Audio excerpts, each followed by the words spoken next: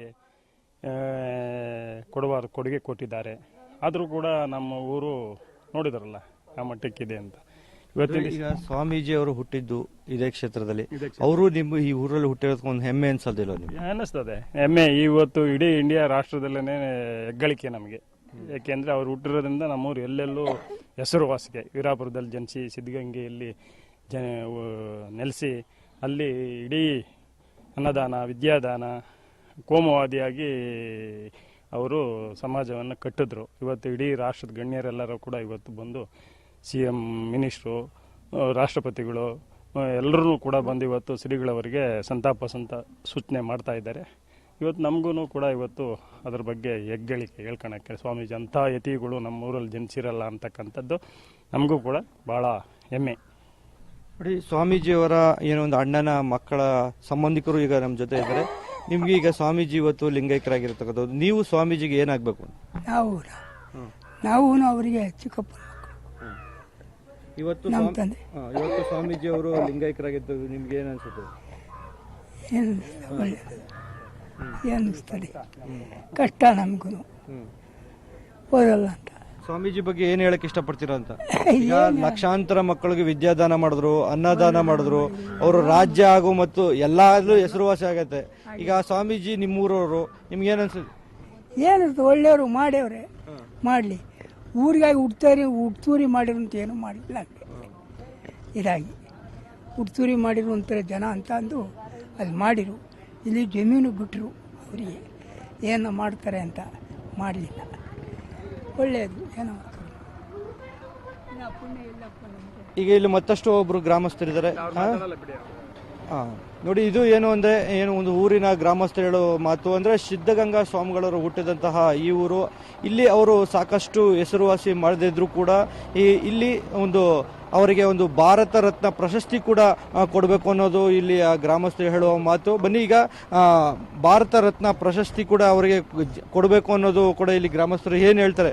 ಈಗ ಸಿದ್ಧಗಂಗಾ ಸ್ವಾಮಿಗಳು 80 ವರ್ಷಗಳಿಂದ ಸುದೀರ್ಘವಾಗಿ ಕೂಡ ಅವರ ಸೇವೆ ಅವರಿಗೆ ಒಂದು ಭಾರತ ಒಂದು ಆಗ್ರಹ, ಏನ್ ಹೇಳ್ತೀರಿ? ಕೊಡಬೇಕು. ಇವತ್ತಿನ ದಿವಸ 10,000 ಜನಕ್ಕೆ ಒಂದು ಟೈಮ್ಗೆ ಪ್ರಸಾದ, ವಿದ್ಯಾದಾನ ಎಲ್ಲ ಮಾಡ್ಯವ್ರೆ. ಅವರು ಇಡೀ ರಾಷ್ಟ್ರಕ್ಕೆ ಕೊಟ್ಟಿರ್ತಕ್ಕಂಥ ಕೊಡುಗೆಗೆ ಸರ್ಕಾರ ಇವತ್ತು ಅದನ್ನು ಗುರುತಿಸಿ ಅವ್ರಿಗೆ ಭಾರತ ಅಂತಲೇ ಕೊಡಲೇಬೇಕಾಯಿತು. ಈಗ ಕೊಡೋದಲ್ಲ, ಅವ್ರು ಇದ್ದಂಗೆ ಕೊಟ್ಟಿದ್ರೆ ಇನ್ನೂ ಭಾಳ ಅವ್ರಿಗೆ ಸಂತೋಷ ಆಗಿರೋದು. ಈಗ ಜೀವಿಸಿದ ಮೇಲೆ ಅವರು ಕೊಡ್ತೀವಿ ಅಂತ 3-4 ದಿವಸದಿಂದಲೂ ಹೇಳ್ತಲೇ ಅವರೇ, ಇನ್ನೂ ಕೊಟ್ಟಿಲ್ಲ. ಕೊಡ್ತಾರೋ ಇಲ್ವೋ ಗೊತ್ತಿಲ್ಲ. ಕೊಟ್ಟರು ಕೂಡ ನಮಗೆ ಸಂತೋಷ, ಕೊಡಲೇಬೇಕು ಅಂತ ನಮ್ಮ ಗ್ರಾಮಸ್ಥರ ಮನವಿ. ಕೊಡಬೇಕಾಯ್ತು. ಅವ್ರು ಇನ್ನೂ 5-6 ವರ್ಷ ಇದ್ದಂಗೆ ಕೊಟ್ಟಿದ್ರೆ ಅವ್ರಿಗೂ ಮನಸ್ಸಿಗೆ ಒಳ್ಳೆ ತೃಪ್ತಿ ಬರೋದು, ಇನ್ನೂ ಹೆಚ್ಚಿನ ಅವ್ರಿಗೆ ಒಳ್ಳೆ ಸಂತೋಷ ಆಗಿರೋದು. ಈಗ ಕಾಲ ಇದಾಗಿದೆ, ಅವರು ಮರಣೋತ್ತರ ಅಂತ ಆಗಿದ ಮೇಲೆ ಈಗ ಕೊಡ್ತೀವಿ ಅಂತ ನೆನ್ನಿಂದಲೂ ಹೇಳ್ತಲೇ ಅವರೇ. ಪ್ರಧಾನಮಂತ್ರಿಗಳನ್ನ ಇನ್ವೈಟ್ ಮಾಡೋರೆ, ಮುಖ್ಯಮಂತ್ರಿಗಳು ಹೇಳವ್ರೆ, ಎಲ್ಲ ಮಿನಿಸ್ಟ್ರುಗಳು ಕೂಡ ಹೇಳ್ತಲೇ ಅವರೇ ಭಾರತ ರತ್ನ ಕೊಡಬೇಕು. ನಾವು ಪ್ರಧಾನಮಂತ್ರಿಯವರಿಗೆ ಮನವಿ ಮಾಡಿದ್ದೀವಿ ಅಂತ ಹೇಳ್ತಲೇ ಅವರೇ ಮಿನಿಸ್ಟ್ರುಗಳೆಲ್ಲ. ಇನ್ನೂ ಕೊಟ್ಟಿಲ್ಲ. ಅದು ಅವ್ರಿಗೆ ಸೇರಿದ್ದು. ಕೊಡಬೇಕಾಗಿತ್ತು. ನಮ್ಮ ಇಚ್ಛೆ ಪ್ರಕಾರ ಅವ್ರಿಗೆ ಕೊಡಲೇಬೇಕು. ಇವತ್ತಿನ ದಿವಸ ಸರ್ಕಾರನೂ ಮಾಡದೇ ಇರೋಂತಕ್ಕಂತಹ ಸಾಧನೆನ ನಮ್ಮ ಸ್ವಾಮೀಜಿಯವರು ಮಾಡವ್ರೆ. ಗೊತ್ತಾಯ್ತಾ? ದಿನಕ್ಕೆ 10,000 ಜನಕ್ಕೆ ಪ್ರಸಾದ, ವಿದ್ಯಾದಾನ, ಅನ್ನದಾನ ಎಲ್ಲ ಮಾಡ್ತಾ ಇರುವಂಥ ಈಗ ಸರ್ಕಾರ ಅಷ್ಟು ಕೆಲಸ ಮಾಡಬೇಕು ಅಂದರೆ ಎಷ್ಟು ಅವರು ಸಾಧನೆ ಮಾಡಬೇಕಾಯ್ತು ಲೆಕ್ಕ ಹಾಕ್ಕೊಳ್ಳಿ. ಅಂಥದನ್ನು ನಮ್ಮ ಸ್ವಾಮೀಜಿಯವರು ಸಮಾಜಕ್ಕೆ ಕೊಟ್ಟವ್ರೆ. ಜಾತ್ಯತೀತವಾಗಿ ಎಲ್ಲರೂ ಸೇರಿಸ್ಕೊಂಡು ವಿದ್ಯಾದಾನ, ಅನ್ನದಾನ ಎಲ್ಲ ಕೊಟ್ಟವ್ರೆ. ಅಂಥವ್ರಿಗೆ ಭಾರತ ರತ್ನ ಕೊಡೋದ್ರಲ್ಲಿ ಏನು ಕಮ್ಮಿ ಆಗಿತ್ತು? ಕೊಡಬೇಕಾಯಿತು. ಅಂಥದ್ದನ್ನು ಇವಾಗ ಕೊಡ್ತೀವಿ ಅಂತ 3 ದಿವಸದಿಂದಲೂ ಒದ್ದಾಡ್ತಾರೆ, ಇನ್ನೂ ಕೊಟ್ಟಿಲ್ಲ. ಕೊಡಲೇಬೇಕು ಅಂತ ನಮ್ಮ ಗ್ರಾಮಸ್ಥರ ಮನವಿ. ಈ ಗ್ರಾಮದಲ್ಲಿ ಮಹಿಳೆಯರು ಇದ್ದಾರೆ, ಕೇಳೋಣ.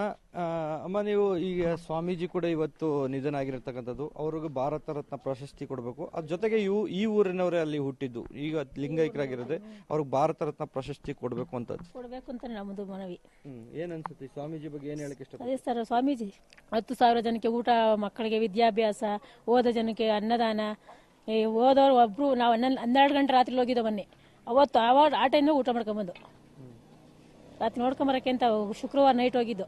ಅವತ್ತು 11:30, 12 ಗಂಟೆ ಆವಾಗ ಊಟ ಮಾಡ್ಕೊಂಬಂದು. ಎಷ್ಟು ಓದೋರು ಒಬ್ರಿಗೂ ಉಪವಾಸ ಕಳಿಸಿಲ್ಲ. ಅಂಥವ್ರಿಗೂ ಭಾರತ ರತ್ನ ಕೊಡಲೇಬೇಕು. ಇವತ್ತು ಅವರು ಲಿಂಗೈಕ್ಯರಾಗಿರ್ತಕ್ಕಂಥದ್ದು, ಸಾವಿರಾರು ಮಕ್ಕಳುಗಳು ಇವತ್ತು ಅನಾಥರಾಗಿದ್ದಾರೆ. ವಿದ್ಯಾದಾನ ಮಾಡುವಂತ ಮಕ್ಕಳುಗಳು ಇವತ್ತು ಅನಾಥರಾಗಿದ್ದಾರೆ. ಎಷ್ಟು ಮಕ್ಕಳುಗಳು ಅಳ್ತಾ ಇದ್ದಾರೆ ಮಧ್ಯಾಹ್ನದಿಂದ.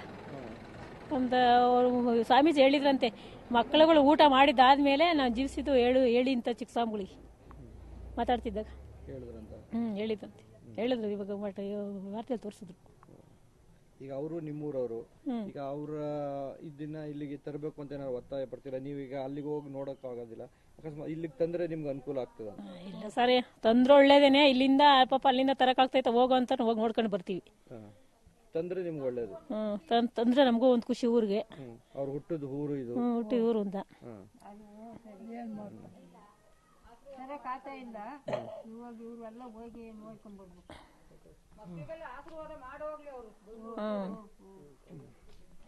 ನೋಡಿ, ಇದು ಒಂದು ಗ್ರಾಮಸ್ಥರು ಹೇಳುವ ಮಾತು. ಅಂದ್ರೆ ಇಲ್ಲಿಂದ ಅವರು ತುಮಕೂರು ಹೋಗೋ ಬದಲು ಅವರ ಪಾರ್ಥಿವ ಶರೀರವನ್ನ ಇಲ್ಲಿ ತಂದು ಅವರ ಹುಟ್ಟೂರಿಗೆ ತಂದು ಇಟ್ಟರೆ ಇಲ್ಲಿ ಸಾಕಷ್ಟು ಮಂದಿ ಸುತ್ತಮುತ್ತಲ ಒಂದು ಗ್ರಾಮಸ್ಥರಿಗೆ ಒಂದು ಅನುಕೂಲ ಆಗ್ತದೆ. ಇಲ್ಲಿ ತಂದು ಅವರ ಪಾರ್ಥಿವ ಶರೀರನ ಇಟ್ಟು ಒಂದು ಗಂಟೆಗಳ ಕಾಲ ಆದರೂ ಕೂಡ ಇಲ್ಲಿ ಇಟ್ಟರೆ ಇಲ್ಲಿಯ ಸುತ್ತಮುತ್ತಲ ಕುದೂರು ಆಗಿರ್ಬೋದು, ಮಾಗಡಿ ಆಗಿರ್ಬೋದು, ಸುತ್ತಮುತ್ತಲ ಗ್ರಾಮದ ಜನತೆಗೆ ಒಂದು ಅನುಕೂಲ ಆಗ್ತದೆ ಅಂತ ಇಲ್ಲಿಯ ಗ್ರಾಮಸ್ಥರು ಹೇಳ್ತಿರ್ತಕ್ಕಂಥದ್ದು. ಕ್ಯಾಮರಾ ಪರ್ಸನ್ ಚೇತನ್ ಜೊತೆ ನಟರಾಜ್, ಬೆಳಕವಾಡಿ, TV5